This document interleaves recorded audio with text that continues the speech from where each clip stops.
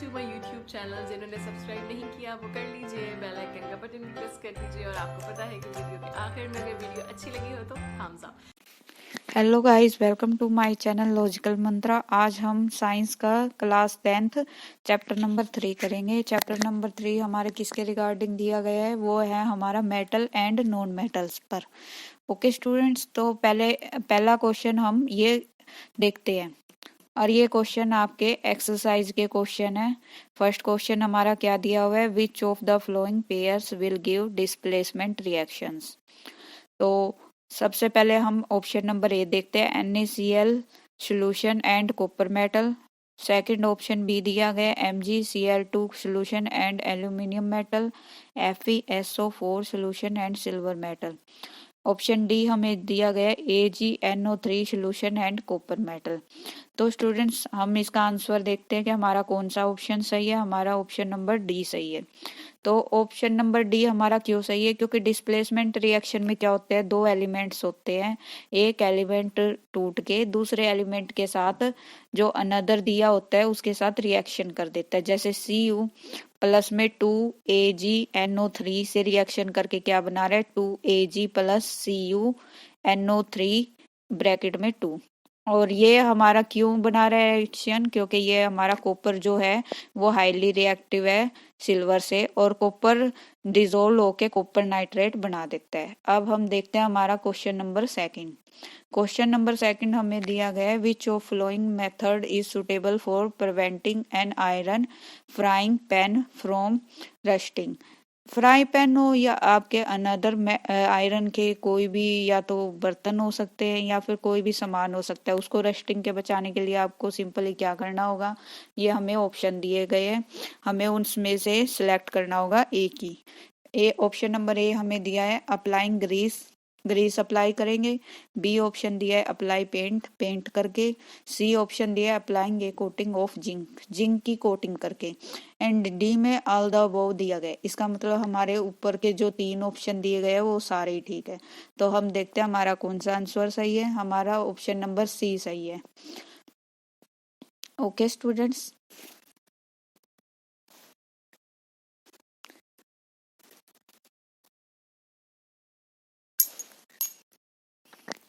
तो इसमें हमारा सी ऑप्शन क्यों सही है, क्योंकि अदरवाइज हम कोई भी अनदर चीज लेते तो हमारा ऑप्शन सारे ही सही थे। बट जैसे डी ऑप्शन आता, बट हमारा बात क्या हो रही है फ्राई पैन की। फ्राई पैन में फायर बहुत ज्यादा होती है, इसलिए हम ऑप्शन सी के साथ जाएंगे। By the galvanisation applying A coating of zinc, zinc की कोटिंग करके हम रस्ट आने से आयरन फ्राइंग पैन को रोक सकते हैं। ओके स्टूडेंट्स, अब हम क्वेश्चन नंबर 3 नंबर 3 हमें दिया गया है, an element react with oxygen to give a compound with high melting point. This compound is also soluble in water. This element is likely to be, यानी कि ये element किसके जैसा होगा। इसके में ऑप्शन दिए गए हैं calcium, carbon, silicon, iron. Oxygen क्या कर रही है, कंपाउंड के साथ रिएक्ट कर रही है हाई मेल्टिंग पॉइंट पे। ओके स्टूडेंट्स, तो इसका आंसर हम देखते हैं। इसका आंसर हमें क्या दिया है, ए। ये कंपाउंड क्या बन जाएगा, Ca+O2। तो हमारा क्या बन जाएगा, CaO। Okay, high melting point पे किया है H2O, वो किस में कन्वर्ट हो जाएगा, CaOH2 सोलेबल होगा। दस this element will be calcium. Okay students, अब हम क्वेश्चन नंबर 4 देखते हैं। क्वेश्चन नंबर 4 हमें क्या दिया गया है, food cans are coated with tin and not with zinc because.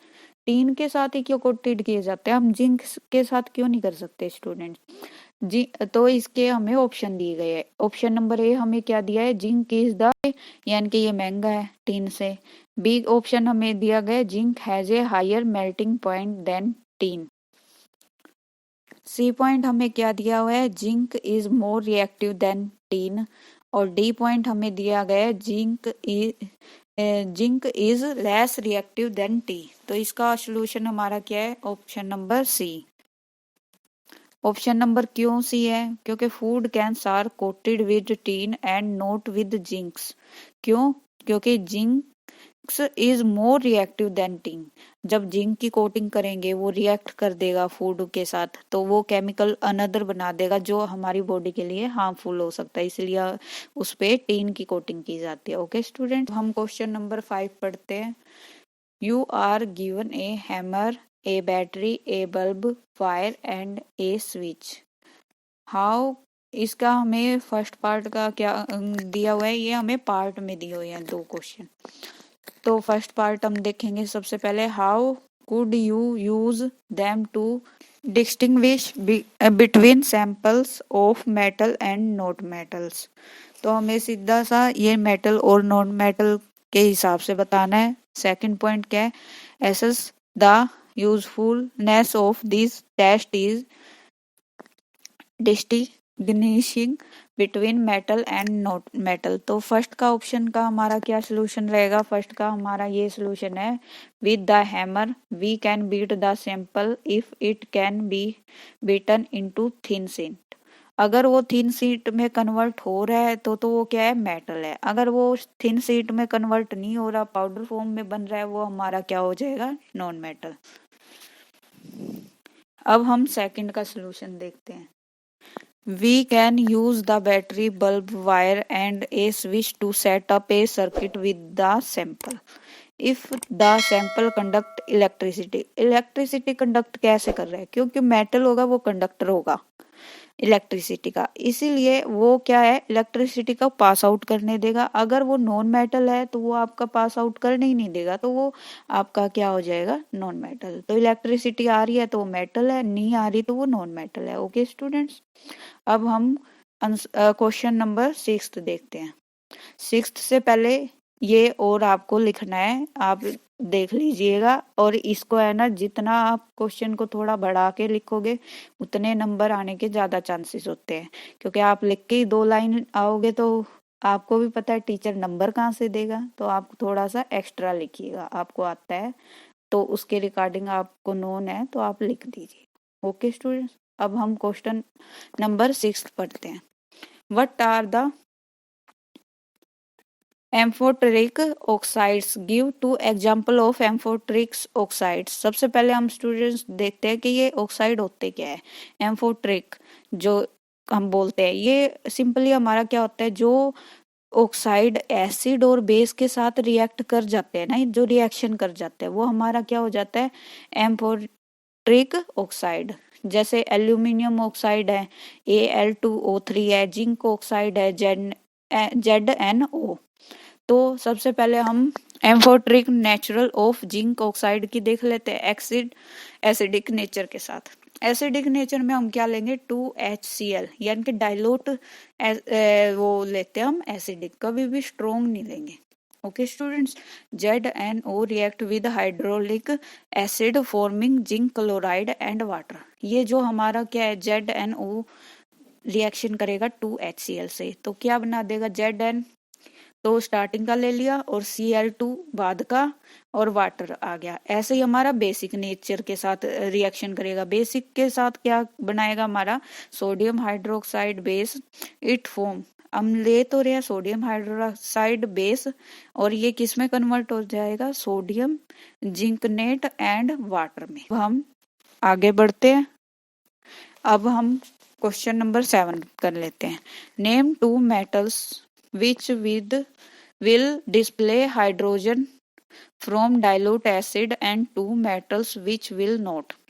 यानी कि हमारा क्या है, डाइल्यूट एसिड से रिएक्ट करवाना है आपकी बार हमें, तो इसका सोल्यूशन क्या है, metal that are more reactive and than hydrogen displace it from dilute acid, for example sodium and potassium. जिनके हमारा हाइड्रोजन एसिड के साथ वो करके हमारे अलग से क्या मेटल देगा, सोडियम और potassium. Metals that are less reactive than hydrogen do not displace, अगर हाइड्रोजन से कम रिएक्टिव हो गई तो वो डिस्प्लेस नहीं कर पाएंगी। और ये कौन सी मेटल है हमारी, कॉपर एंड सिल्वर। आप एग्जाम्पल जरूर याद रखिएगा और पॉइंट हो सके तो ज्यादा से ज्यादा पॉइंट लिखिएगा। अब हम क्वेश्चन नंबर 8 पढ़ते हैं। In the light refining of a metal M, what would you take as the anode, the cathode and the electrolyte? Basically सबसे पहले हमें क्या पता होना चाहिए, एनोड और कैथोड पे कौन सा चार्ज होता है।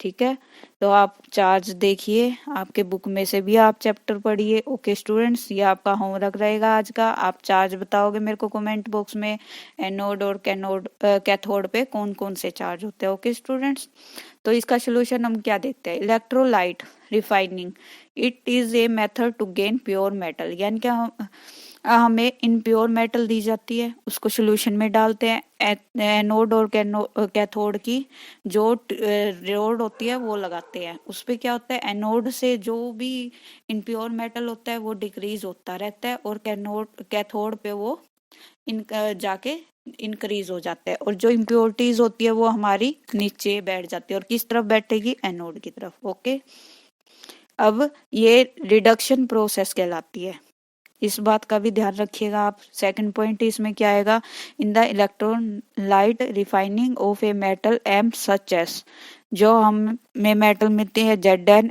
Ni Ag Sn Au etc। ठीक है, और एनोड पे हमें क्या है, इनप्योर मेटल मिलती है, और कैथोड पे क्या मिलती है, प्योर मेटल। ओके स्टूडेंट, और इलेक्ट्रोलाइट हमारा क्या होता है, solution of salt of metal. अगर हम साल्ट के सोल्यूशन में ही नहीं करेंगे तो हमें प्योर मेटल मिलेगी कहाँ से।